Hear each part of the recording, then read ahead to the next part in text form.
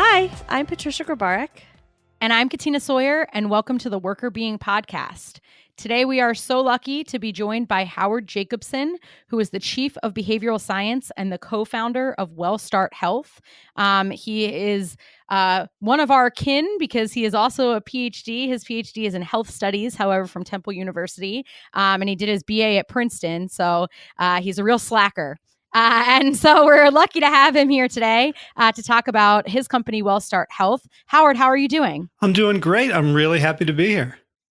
Thank you so much for taking the time to talk with us. So can you tell us a little bit more about yourself, first of all, and how you got involved with starting WellStart Health? Yeah, I spent sort of 15 years in the wilderness. I got a PhD in health studies, and then I somehow stumbled into the world of online marketing. And I stayed there for a long time. And it's probably a good thing because I learned a lot about human nature, about how to communicate. But ultimately, it was a poor fit for what I wanted to do, which was really to make people well rather than, sell them more cheaply made stuff from China. And so I had an opportunity. I had made friends with a guy who has been a hero of mine for many years, T. Colin Campbell, who wrote a book called The China Study, which had a huge influence on me. And I reviewed it on Amazon. And one day I got a call out of the blue from him thanking me for the review. And we became friends. And in 2011, he asked if I would help him collaborate on his next book called Whole: Rethinking the Science of Nutrition. And I did, and I'm very happy I did. I was thinking, there's absolutely no strategic benefit to my online marketing career for doing this, but it turned out to be the slingshot that helped push me back into my first love, which was health and helping people to heal and lead better lives. And from there, I became a little bit known in sort of the health community and the nutrition community, and I got really interested in the fact that all this information was known. Like there's so much that's known about how to be healthy. And we can disagree on the details, but certainly no one thinks, Fruit Loop and sitting on the couch watching, reruns of Cheers is a formula for a healthy life. And yet people still weren't doing it. And so I became very interested in what do we know about habit change, about behavior change, about lifestyle change? And I had gotten my PhD in 1999 in health studies, and what I had learned had never impressed me as being particularly useful. Sort of the health belief model and precede, proceed, and just model after model that really didn't seem to have any bearing on how people actually behaved. It's like someone smoking cigarettes was going to suddenly realized that smoking cigarettes was bad for them and they would stop. I don't know that doesn't happen very much, but we're supposed to be rational actors. And in 2011, when I started researching it again, I discovered there was this whole world of behavioral science, of behavioral economics. There were people who've won Nobel Prizes in the irrationality and the wonderful messiness of the human mind. And I dove into that and began testing things out, started some small coaching programs, saw what was working and wasn't working, reached out to lots of other professionals. I have my own podcast, so I was able to, you know how it is when you call someone and they're like, are willing to talk to you for an hour and you're like thrilled. Yeah, like how we feel right now. Exactly. It's like, oh my God, I can't believe I got so-and-so on the phone for an hour and all I have to do is promise to, publish it. And so I sort of built up a knowledge base of what works. Then the next thing that happened was I wrote another book called Proteinaholic with a bariatric surgeon who was down in Houston, Texas, Garth Davis. And that book was, again, about nutrition and all about how everyone's scared of either fat or carbs, and protein gets a pass. And so all we think is, as long as it has protein on the label, then it's good for us. And so this was a book looking at the science of that. And through that book, I met a guy named Josh Lajani, who Garth Davis posted on Facebook a before and after picture of him, which was just astounding. It looked like not only two different people, but two different species. Like the before, 420-pound guy, and the after, he was just crossing the finish line from a marathon. Wow. And all this was done in about 3 or 4 years. And so I was looking for another book to write, and I thought this guy might be interesting. And we got on the phone, and very charismatic. He's got an accent, as thick as granite from the bayou of Louisiana. And we decided to do a book together.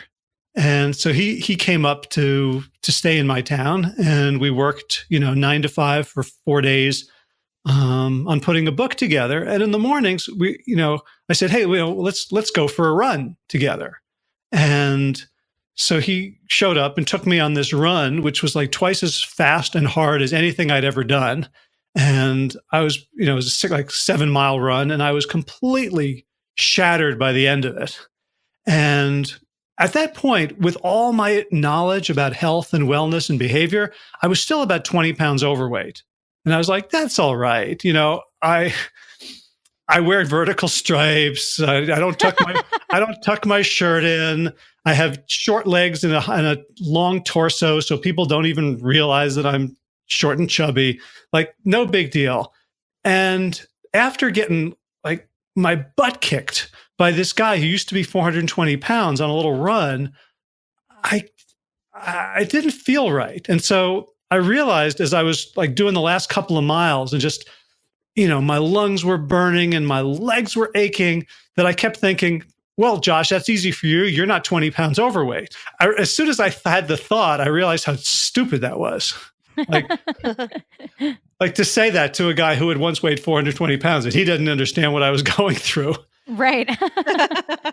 Later that day, as we took a break, I had the courage to admit my silly thought, and we both had a little laugh. The day after, we went for another run, and he shows up in a 20-pound weighted vest. This time, he didn't run with me; he ran ahead of me. So I had to kind of keep up. Like he would stop at the top of the hill to make sure that I wasn't like roadkill. But right. aside from that, he was going forward. He was not coddling, and keep up or not. And at the end, I just found so much inspiration in the way he looked at the world and in how he turned his what he called bipedal locomotion into an identity, and the way he talked about the need for human beings to move naturally. And when he was talking about food, about changing from a very, very rich Cajun diet of the most decadent foods on the planet to a very, very simple, what most people would consider extreme and austere diet of mostly unprocessed plant foods, that he wasn't doing it the way most people were talking about it.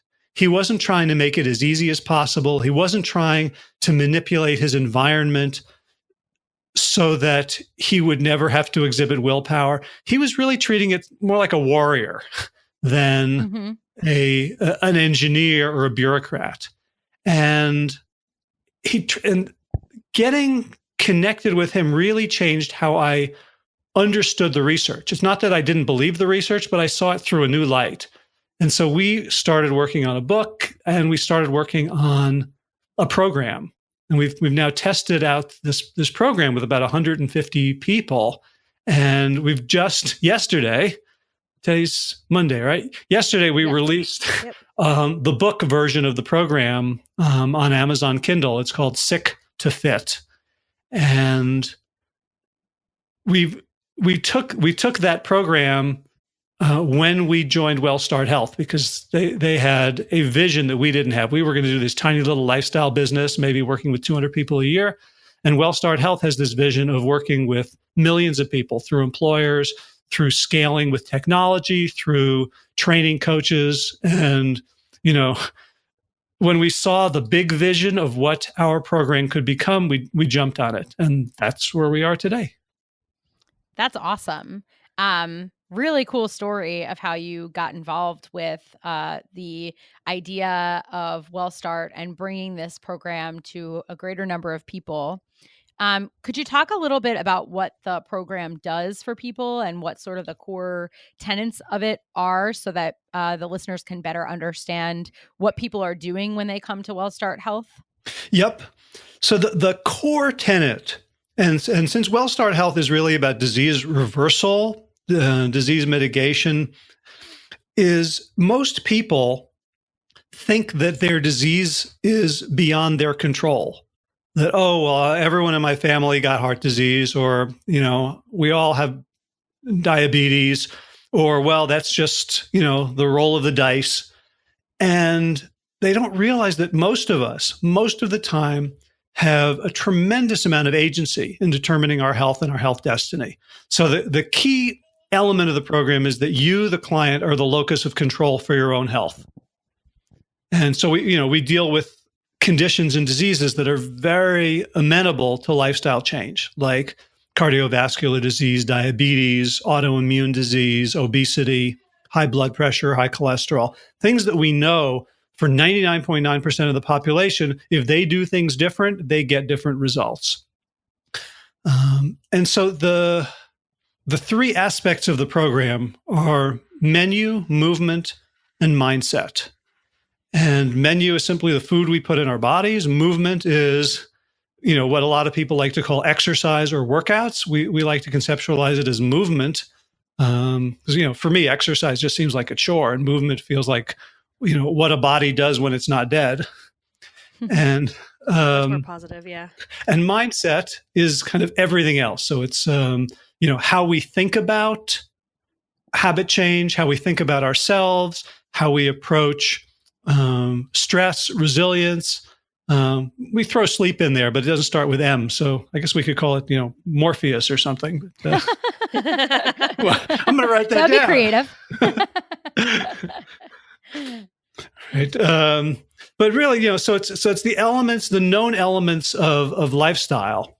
And we really focus on teaching people how to gain control of their own habits. So rather than like a food-based program that gives you meal plans and recipes and shopping lists, we work with you on, so why do you have that craving? What can you do about the craving?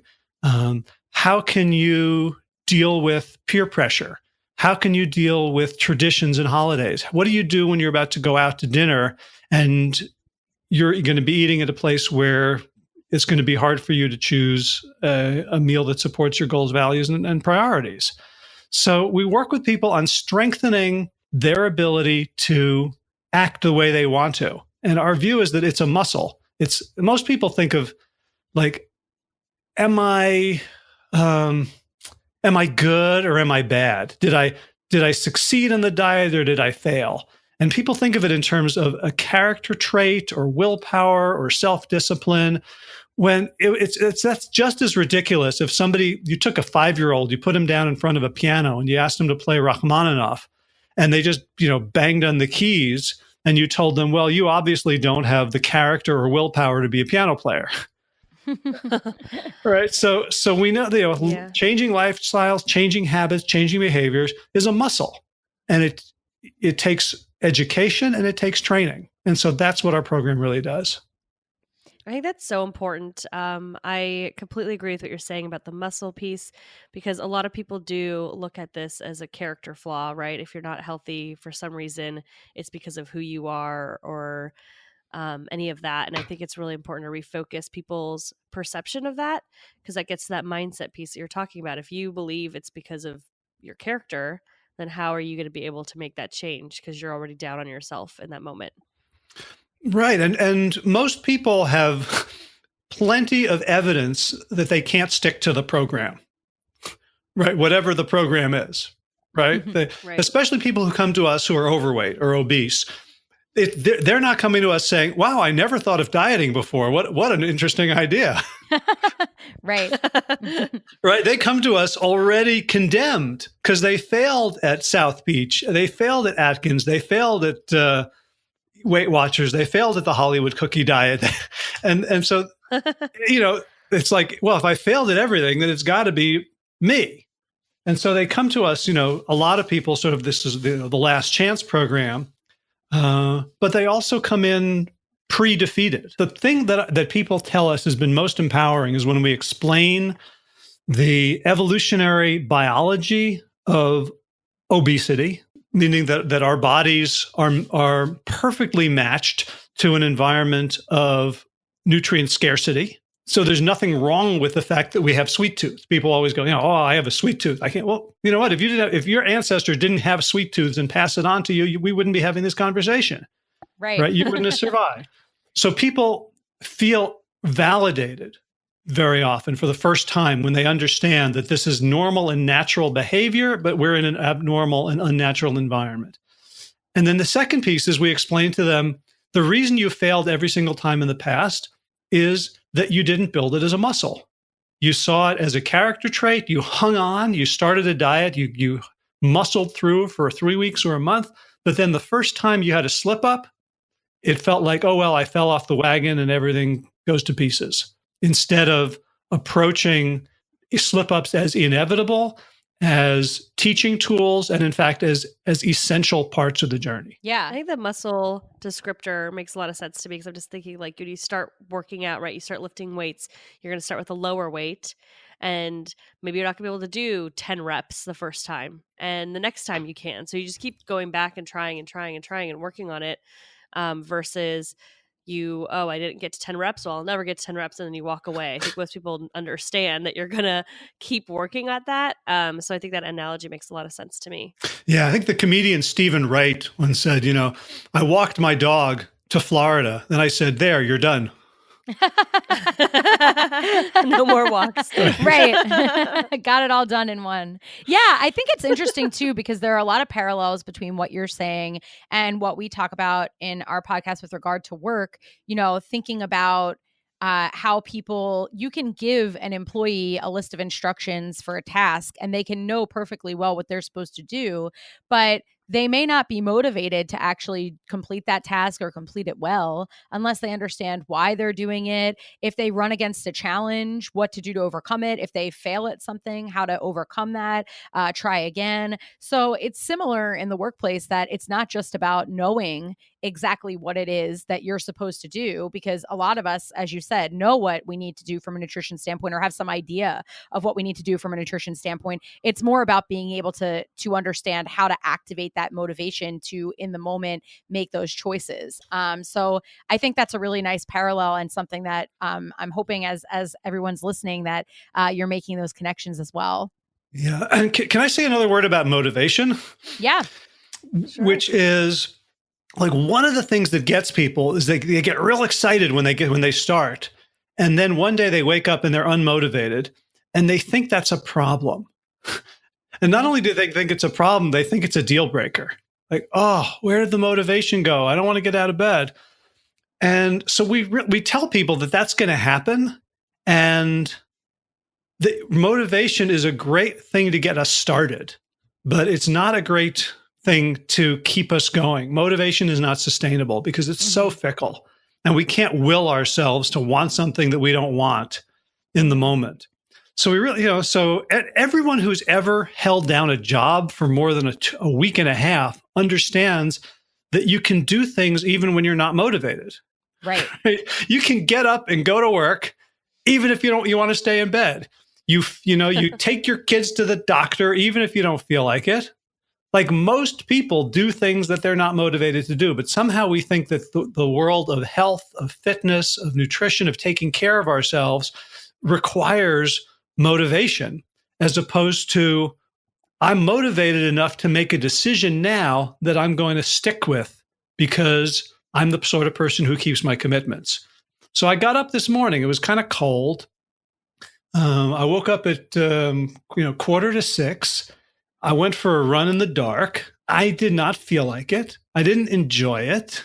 I wasn't, there weren't bluebells and bluebirds and rainbows and unicorns and butterflies flooding around me while I was running. It rained yesterday. I stepped in a puddle and I got back and like, okay, you know what? Enjoyment is not required. Some mornings I get up and I have runs that are, they're like ballet sequences. They're just, they just feel so right and joyful. And other mornings it just sucks.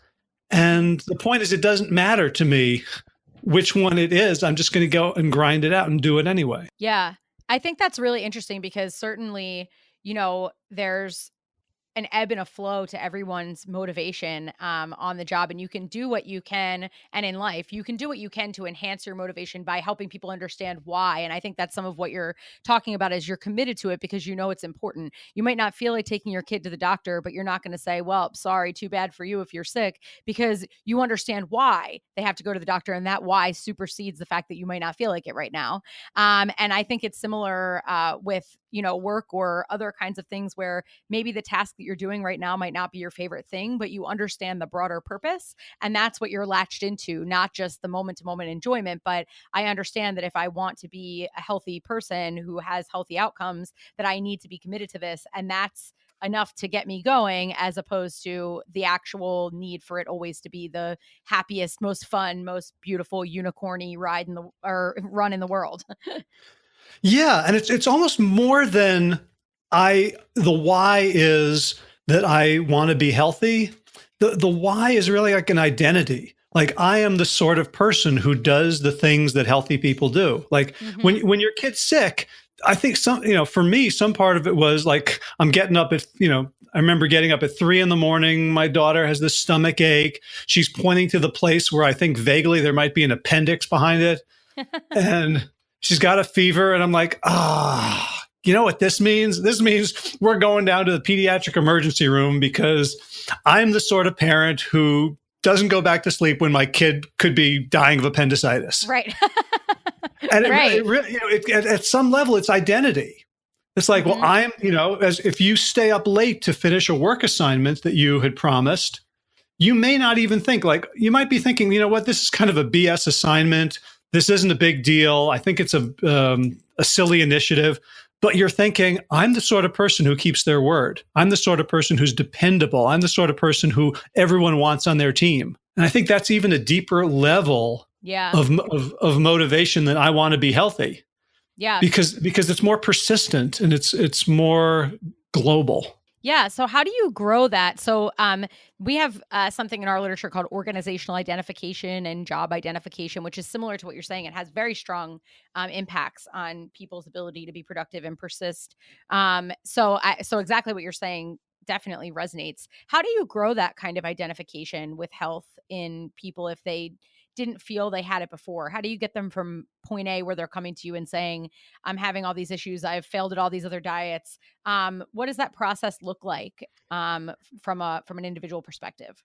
Well, I think one thing is everyone already has a positive identity around something, whether it's as a parent, a partner, an employee, a business owner, a community member, a church elder.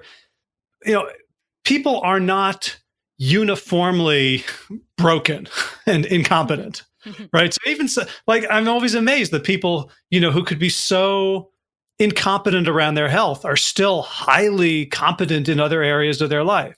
So one thing, we simply just break down the barrier that health and, body size and fitness is somehow different.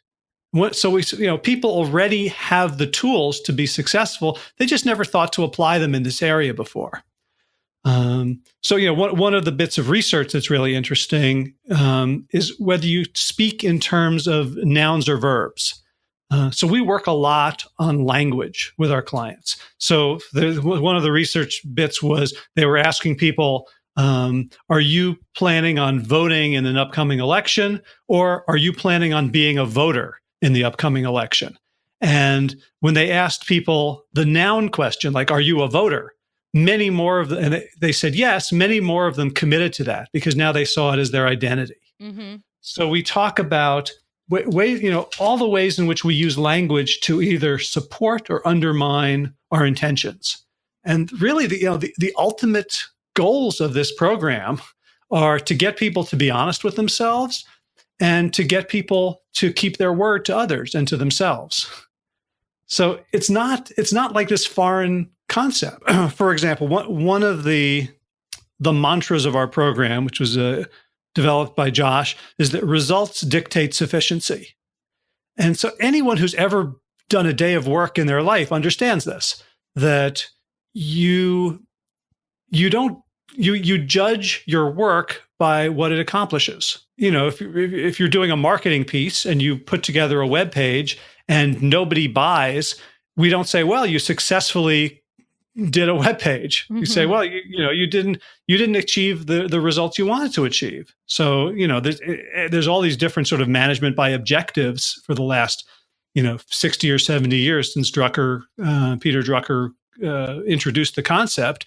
Google and Intel and Facebook have their objectives and key results. Like, everybody understands that you set metrics for success, and you act, and then you measure your actions against those metrics for success. So you can do the same thing around A1C for diabetes, or cholesterol, or weight. You can do the same thing about your, how long it takes you to walk a mile around the block. And you set the goals, and then you develop action plans and carry them out, and you see, oh, is this plan getting me to my goals or not? So you can be very matter of fact and dispassionate about it, which takes a lot of the pain and guilt and self-flagellation out of the equation. Yeah, that makes a lot of sense, I think, because instead of thinking about it as this, there's one way to do it, there's an end all be all way of making this happen for every person. And if you can't stick to it, or you're not capable of getting that going for yourself, then that's the end of the road. That same, like, sort of, I failed once, so I'm just done. That program's not for me, or whatever. This idea of being able to look at the data and say, okay, well, what's not working, tweaking things, making adjustments. And it's not a personal failure. It's trying to calibrate things that will work for you and will help you get to your goals based on the data that you're seeing come in, which I think is a really good way of separating that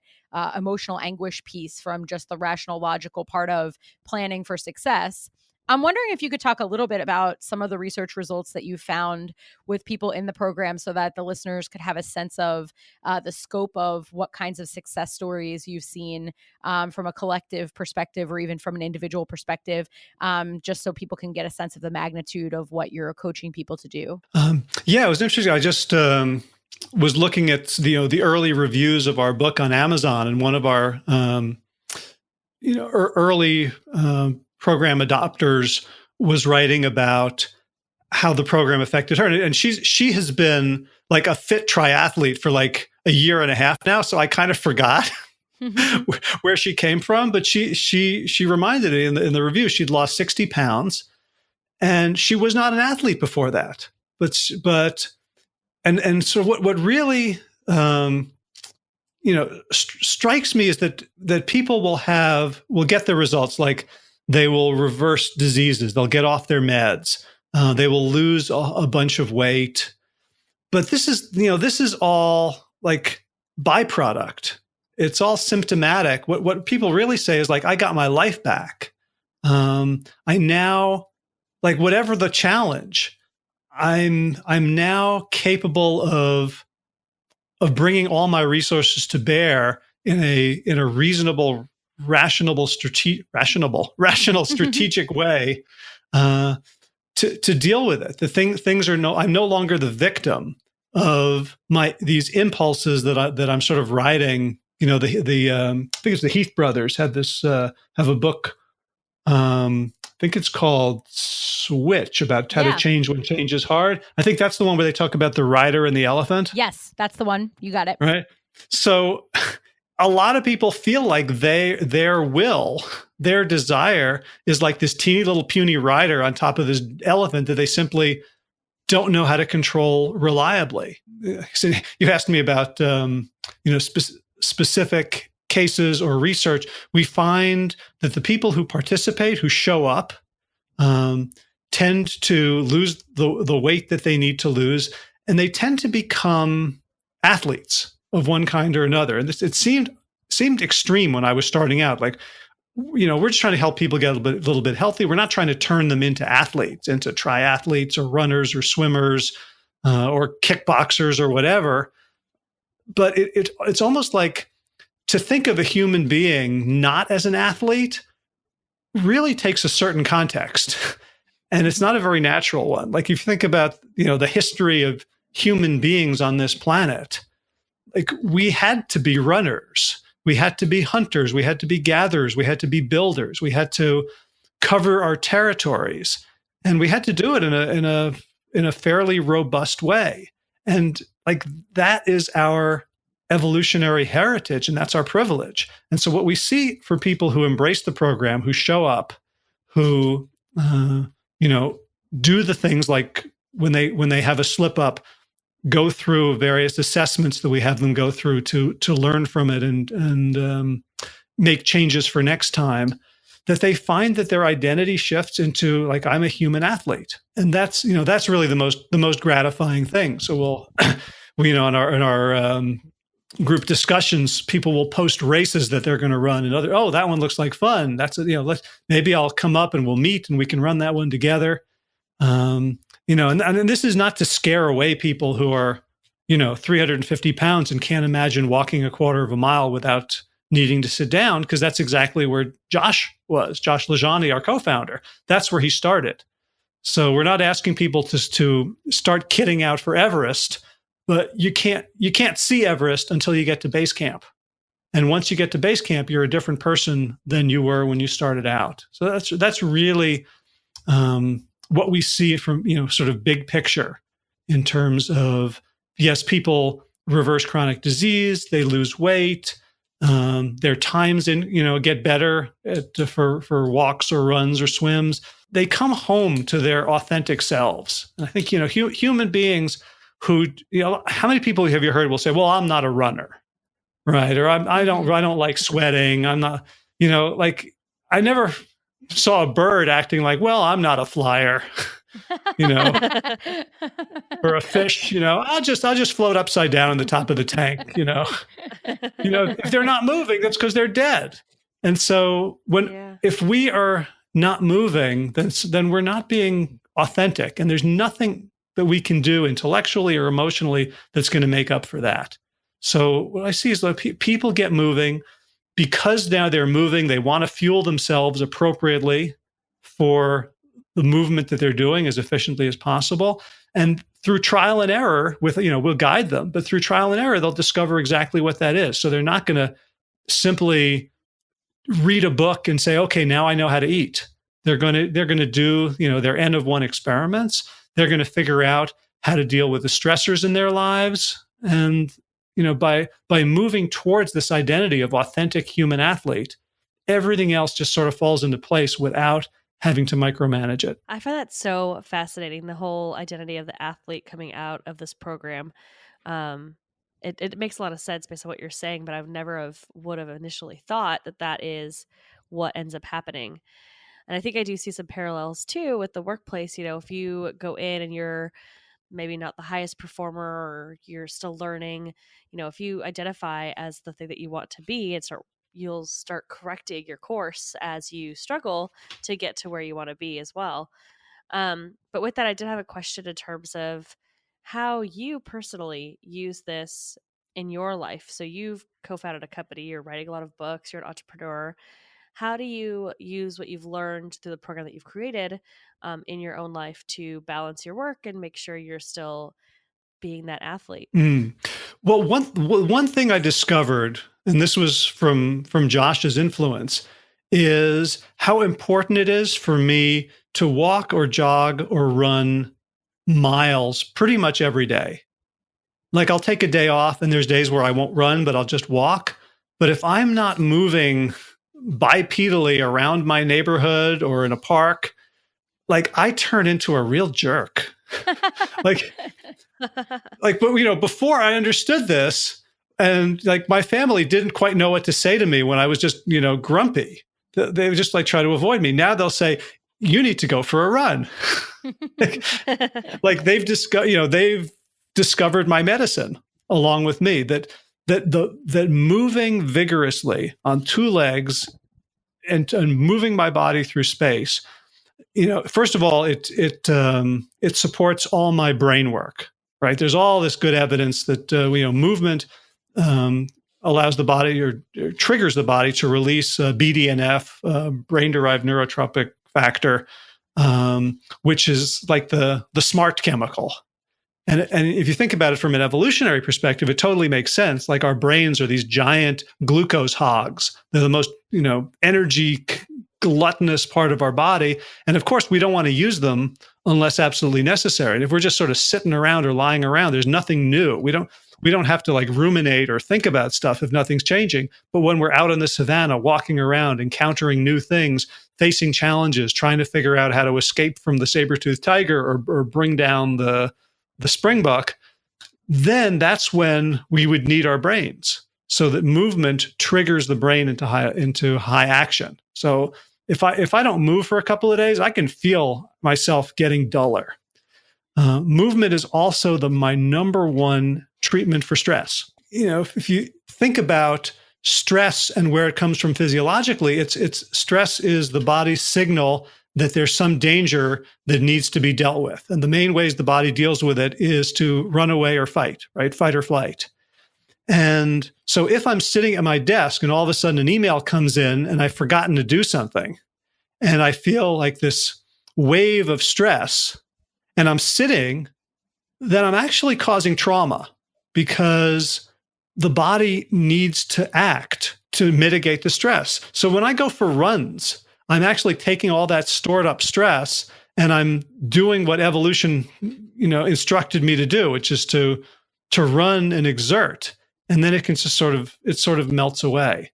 So I would say that adding physical movement to my life on a daily basis is the number one thing that solves almost every other problem I have around work-life balance, around time. Like when I run during the day or do a workout or do martial arts or garden hard, I sleep better at night. And when I sleep better at night, I have more energy during the day. I'm less likely to have cravings for sugary foods just because I'm falling asleep.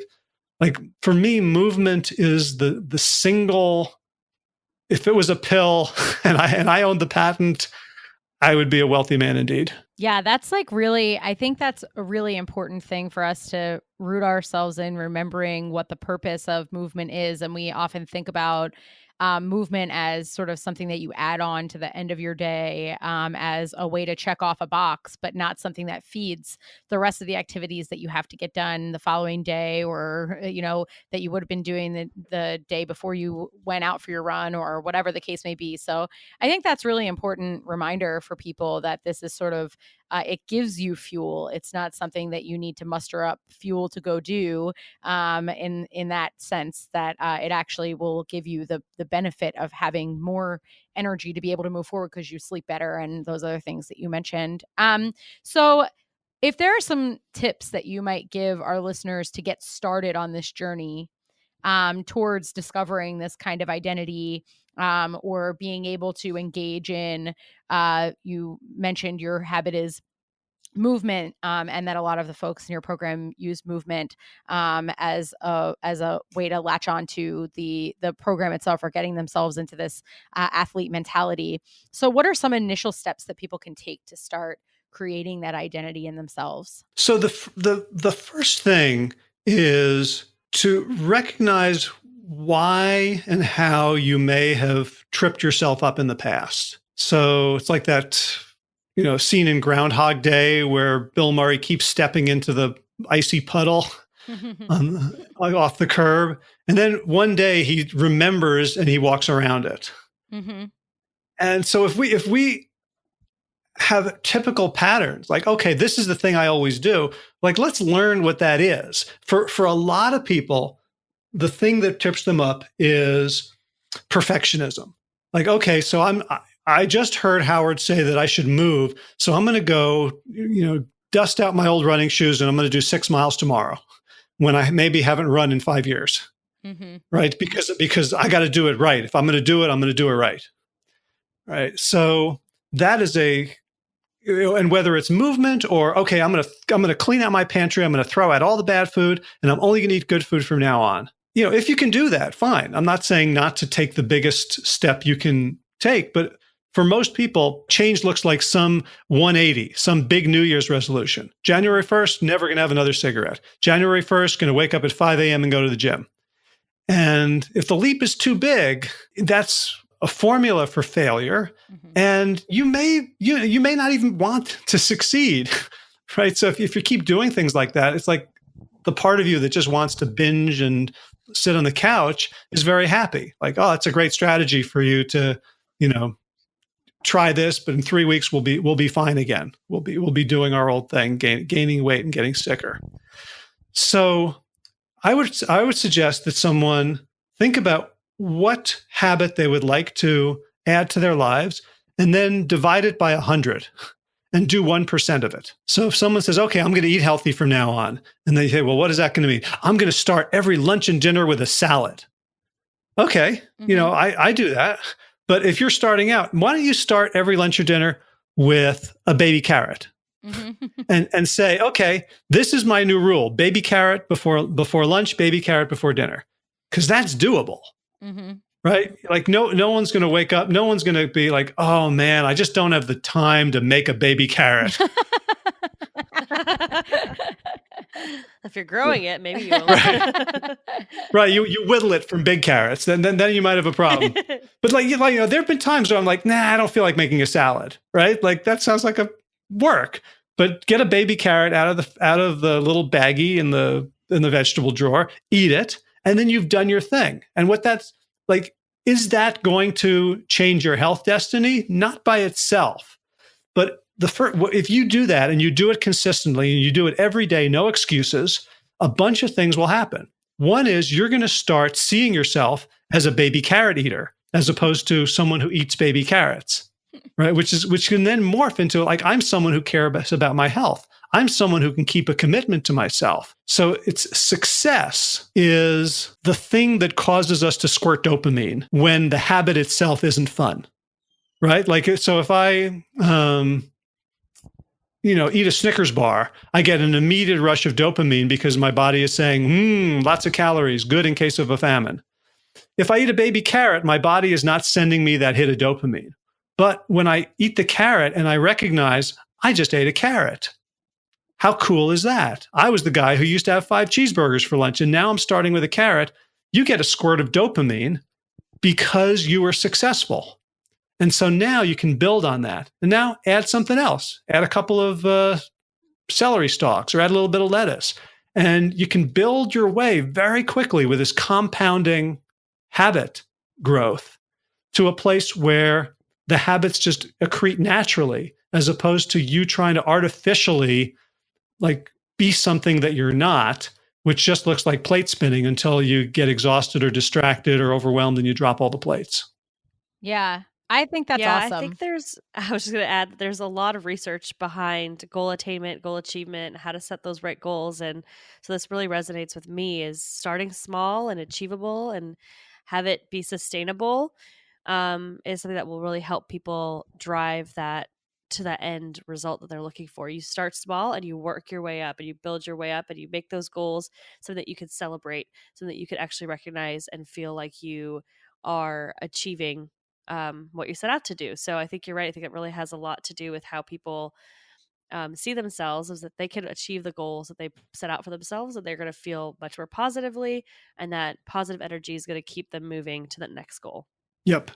Absolutely. That this is all about momentum and identity. And so that means when you slip up, like let's say one day you don't have your carrot, then you go, oh, well, so I'm the sort of person who eats a carrot every day. What happened? Like something happened that I can learn from. And I can use that to get stronger. Like, oh, I went out to lunch with people and I felt embarrassed. So now we've got something to work on. Yeah, that makes perfect sense. I think this has been so helpful, Howard, in getting some really great information and knowledge about personal health and becoming the type of person who cares about their health and acts in that way. And so I think that this has really been useful. I know our listeners will garner a lot. I've learned a lot listening to you as well. And we're so grateful for your time. Is there anything else that you think our listeners should know before we wrap up with our last final fun question for you? I would say smart people do hard things. Right? We're not saying this is easy, Mm-hmm. but you think of anyone who has accomplished anything, they worked for it. And this is worth working for too. And not only that smart people do hard things, but people who do hard things tend to get smart.